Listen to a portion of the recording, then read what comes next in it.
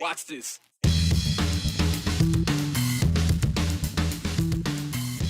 There's still a lot to learn about what happened at the Boise Town Square Mall on Monday. What we learned today, though, only leads to more questions. We're trying to answer them. Everything I hear, every sound, every person that comes in, I'm just way more cautious. As mall employees return to work today, we're also learning more about what they did in those chaotic few minutes and how customers stepped in to help. It's an improving picture on the Idaho COVID front, except for one part of the state, where hospitalizations are actually higher than before we entered crisis standards of care. We had contact with him in the past. We did not have any reason to arrest him. He was a known subject. He is the subject of other police reports. There was a major question in need of an answer yesterday when we learned the identity of the shooter in Monday's mass shooting at the Boise Town Square Mall. What was known about the 27-year-old suspect and when it was known? As you heard Boise Police Chief Ryan Lee say, they had contact with him in the past. We did not have any reason to arrest him, he said, and he was the subject of other police reports. Today, we learned what other police reports means. There was a report filed on April 2nd of this year by an Idaho State police officer who happened upon a Jacob James Bergquist at the Idaho State House. The name, the description, the birth date, they all match the same suspect in the mall shooting. That day in April, the trooper noted, Bergquist was armed with a semi-automatic handgun. The trooper also said Bergquist volunteered. He was a felon with a conviction out of Illinois, but because of Idaho law, Bergquist said he was allowed to have and carry a gun. Joe Paris tells the rest of the story. On the afternoon of April 2nd of this year, an Idaho State Police trooper reported seeing Jacob Bergquist recording a video inside the state capitol. He noted in an ISP report that Bergquist was armed with the holstered semi-automatic handgun on his left hip. The trooper writes that as he was watching Bergquist, he was approached by an elderly lady who asked where the governor's office was. The trooper says he pointed her in the right direction, then noticed that Bergquist heard what he had said to the woman. He says that Bergquist then picked up his camera and a black backpack-type bag and headed in the same direction towards the governor's office. The trooper says that he followed the woman and Bergquist and saw both go into the governor's office. The trooper went through a staff door to access the governor's office and eventually watched as Bergquist spoke with the governor's receptionist. The trooper writes in his report, quote, "I listened while the young man explained that he wanted to interview the governor to get his thoughts on persons convicted of felonies being able to carry guns. He went on to say that he was a felon and that by Idaho Code 18-310, he was able to carry a firearm and that he was trying to get the word out to others that they too could carry in Idaho." That's when the trooper learned his name was Jacob Bergquist, when the receptionist asked him for it. Bergquist went on to say that he was convicted of theft in Illinois. Before he left, the trooper says he asked Bergquist why he was armed if he was a felon. Bergquist told the trooper that by Idaho Code 18-310, he could, and that the trooper should check it out. The trooper says he had the ISP Regional Communications Center run a records check on Bergquist through Idaho and Illinois. The search found records in Illinois, but nothing in Idaho. That search also produced a photo of Bergquist, which the trooper confirmed was him. The trooper also notes that the governor's receptionist had gotten Bergquist's YouTube site, Guns and Rodents. The receptionist sent the trooper 2 videos that Bergquist posted about his visit to the Idaho State Capitol.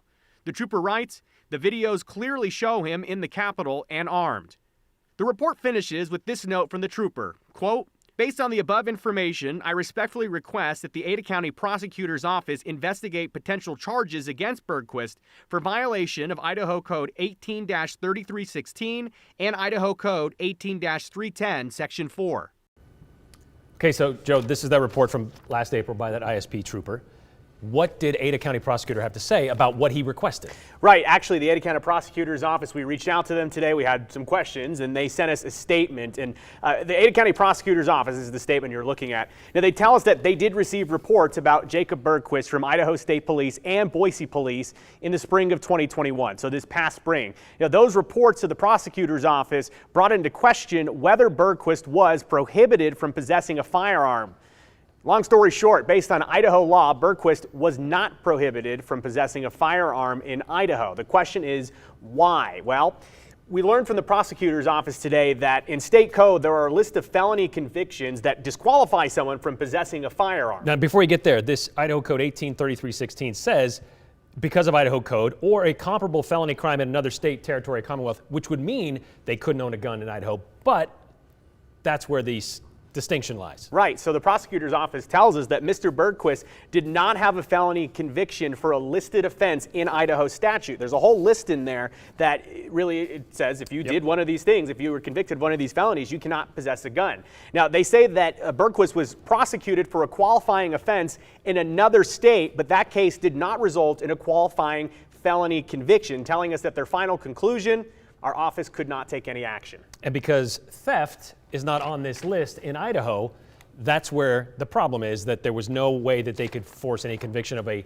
quote-unquote felon carrying a gun in Idaho who shouldn't be. Right, so there's not an exact equivalent between the state of Illinois and the state of Idaho in terms of the felony laws on the book. So sometimes in between states, you're going to get some gray areas and some questions, and that's one that we have right now. Again, Bergquist was convicted of a felony in the state of Illinois, felony theft, and felony theft is just not something that's on the books in Idaho the same way as in Illinois. You may be able to read the description of the crime and say, okay, well, I understand what this action is. It may be the same. Sure. But in the letter of the law, you have to be very specific, and there can't be gray area. Right, and so that's kind of what we've seen in the history of about the last year or so in regards to Jacob Bergquist. And because the criminal background, Joe, not the only thing that we learned about the shooter.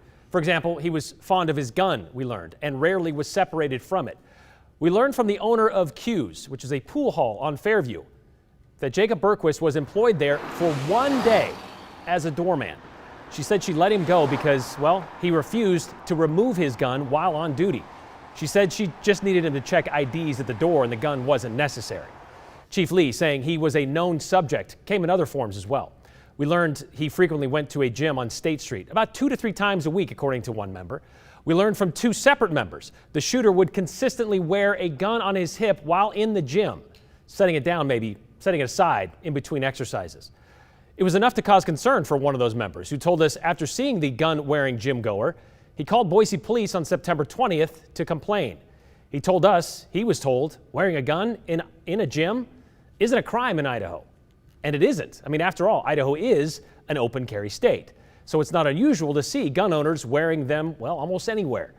This gym member told us Bergquist would also usually wear a t-shirt advertising his YouTube channel. The same YouTube channel, Guns and Rodents, that Joe just mentioned and was mentioned in the ISP report from April. Well, curiosity caused another member looking at that shirt, caused him to look it up. And on it, he says he found videos about guns and squirrels, but also racist rants that were posted there. Enough for this person, we were told, he told us, a person of color, by the way, to be worried about his safety, he said. So he would avoid the gym whenever he saw Bergquist was there. That channel was subsequently removed by YouTube, but apparently Bergquist started another YouTube channel and again made it clear he is a gun-owning felon living in Boise, Idaho. He even uploaded video of himself shooting right here at a local indoor gun range. That YouTube channel has also, since yesterday, been removed. Those are the things we did learn today about the shooter, but there's still a lot more we don't know. Pertains to who knew what and when. A man walking around with a gun in Idaho isn't criminal behavior. And of course, hindsight is always 20/20, so that when you start lining up these things, these reports, these issues that people bring forward, you can kind of see the path and where it's headed, right? Issues were raised with this guy, but those issues didn't break any Idaho laws. However, there's still the question of how a guy goes from walking around with a gun to a guy walking into a mall to do some serious harm. Questions we still haven't had answered. Were there other potential red flags out there? More substantial concerns raised with Boise police in recent weeks. Was there a specific shooting threat made by the suspect about the Boise Town Square Mall? When we get those answers, we'll get them to you. Now, we normally don't want to give this much attention to a perpetrator of such a heinous crime. But these underlying unresolved questions, well, they kind of warrant a more in-depth look. So that's what we're doing right now, and we'll continue to do so. We would normally, as they say, look for the helpers.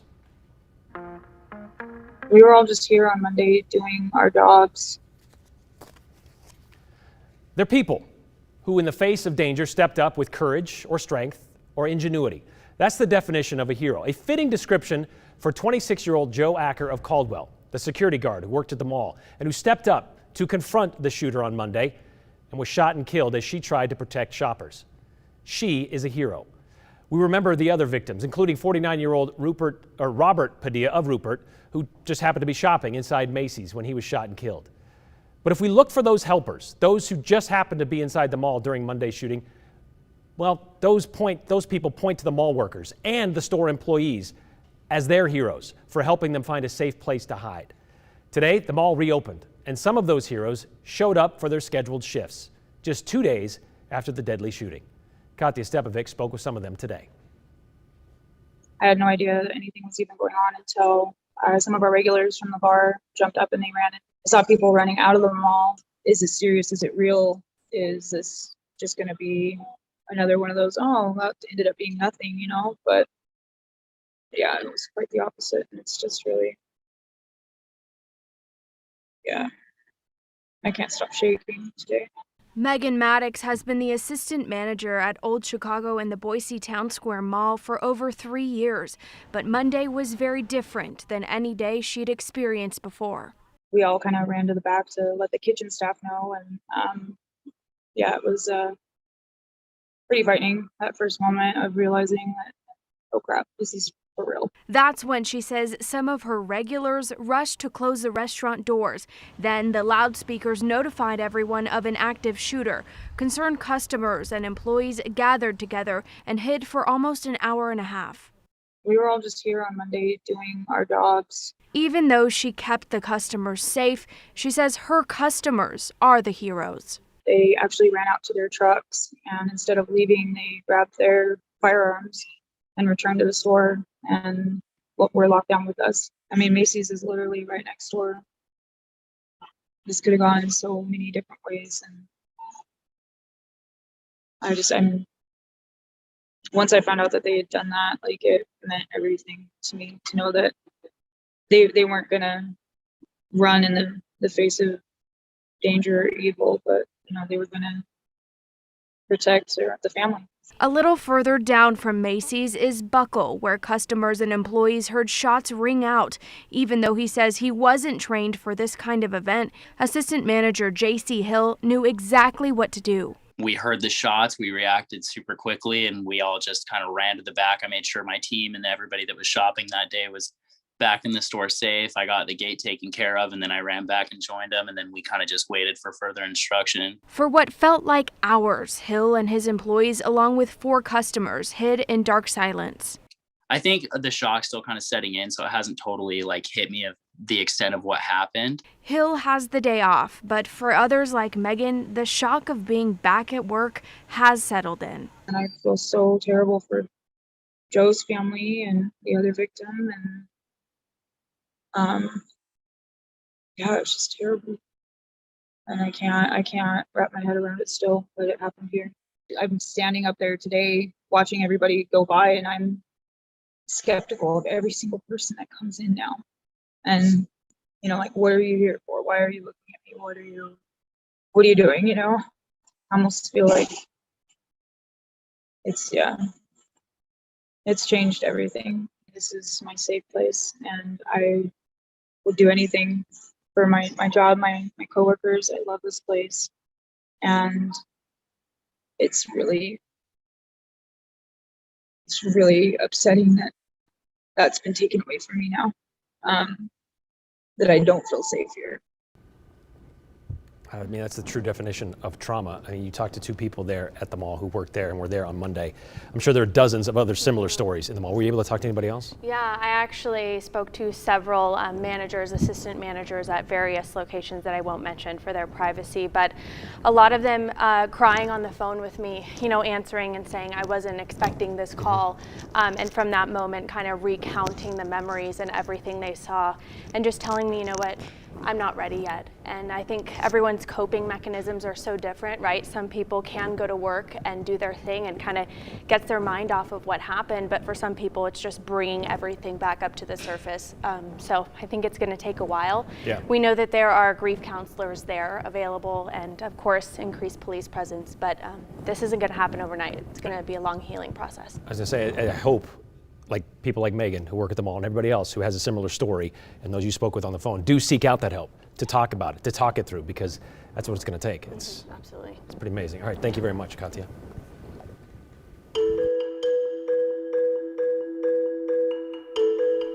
we have passed the latest peak of the pandemic in Idaho? Well, COVID cases and hospitalizations, they are slipping, but that depends on where you are in the Gem State.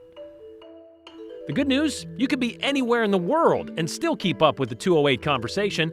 All you need is your text machine, your smartphone. Text us your questions and comments to this number, 208-321-5614. Just make sure to include your name and the hashtag the 208. And stick around, we might share yours at the end of the show.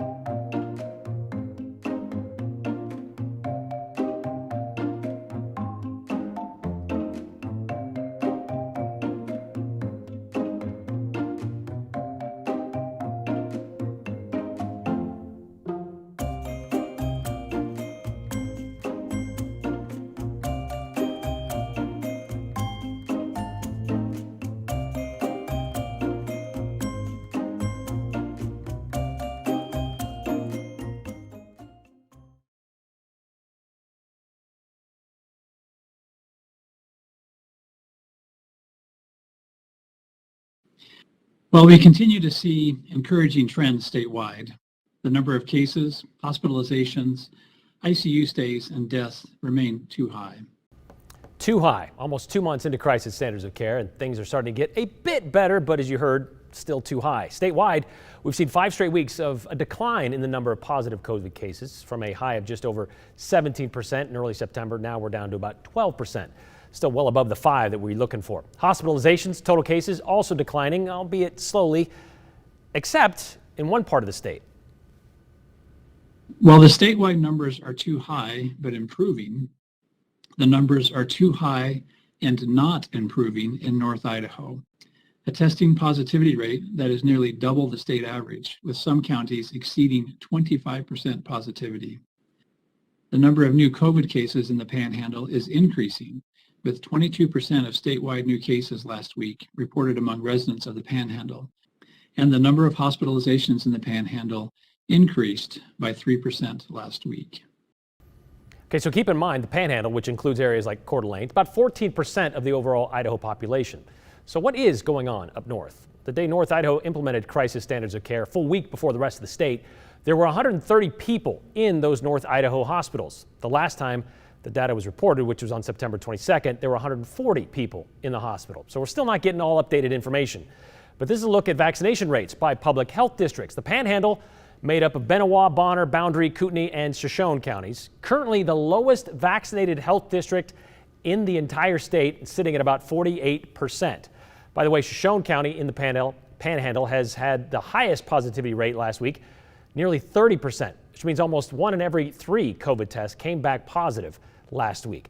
Again, cases, hospitalizations, positivity rates declining in the rest of the state, but it's still too soon, or I should say, is it too soon to talk about when we can leave this crisis standards of care? Is that Idaho will be able to exit crisis standards of care when the surge of patients being driven by COVID-19 no longer exceeds the healthcare resources available.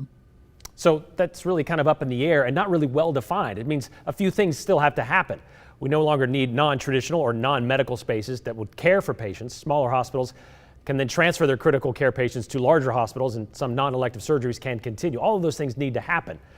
So likely not anytime soon, but again, at least in most of the state, we're kind of on our way there.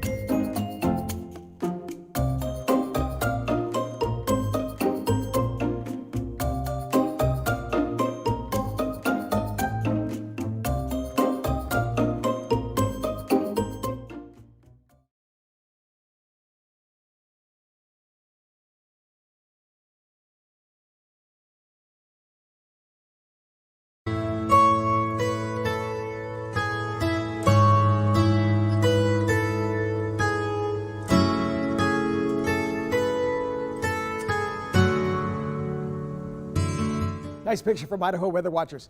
Got a picture for you here in the weather forecast, so we'll get right at it. First of all, not bad today when you look at Nampa. Right now has 61 degrees. Of course, it's cooler in McCall. You'd expect that. Haley, 52 and 55 degrees for Twin Falls. Those are all the current temperatures. Water year.